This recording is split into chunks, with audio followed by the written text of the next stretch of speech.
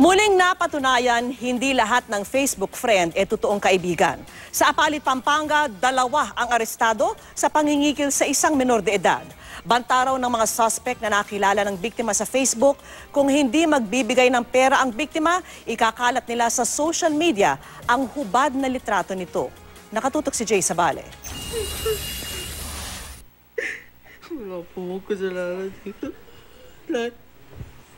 Naiyak pa si John Castro nang maaresto ng mga tauhan ng Anti-Cybercrime Division ng PNP sa Pampanga kagabi. Kasama ring naaresto ang kaibigan ni Castro sa operasyon ng PNP sa isang remittance center sa Apalit. Ayon sa pulis, kinukuha ng 2 sa remittance center ang perang in-extort mula sa nabiktimang minor de edad. Nagpanggap daw ng magandang babae sa social media, kinaibigan ng biktima hanggang makuha ang loob. Hanggang sa napapayag niya na mag-post ng nude picture itong batang biktima. So doon na nagsimula yung extortion na sinunod-sunod niya hinihingan ng pera. October 2015 pa raw unang hininga ng pera ang minor de edad.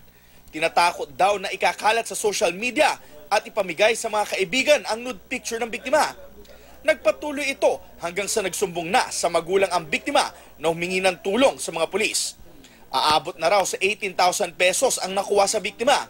Pero git ng mga naarestong si John Castro at Jasper Punsalan, hindi raw sila ang may pakana. Nautusan lang daw silang mangolekta ng pera kapalit ng 300 pesos. Nag-text daw yung barkada niya. Tapos, sabi daw, tara sama ka, kuha tayo pera dun sa palit. Di ko naman po alam na ganito yung mangyayari. Galit na galit naman si Castro sa umunoy kaibigan niyang nag-utos sa kanila. Magkikita pa tayo. Sana sumuko ka na rin. Tignan mo yung nangyari sa amin dahil sa'yo.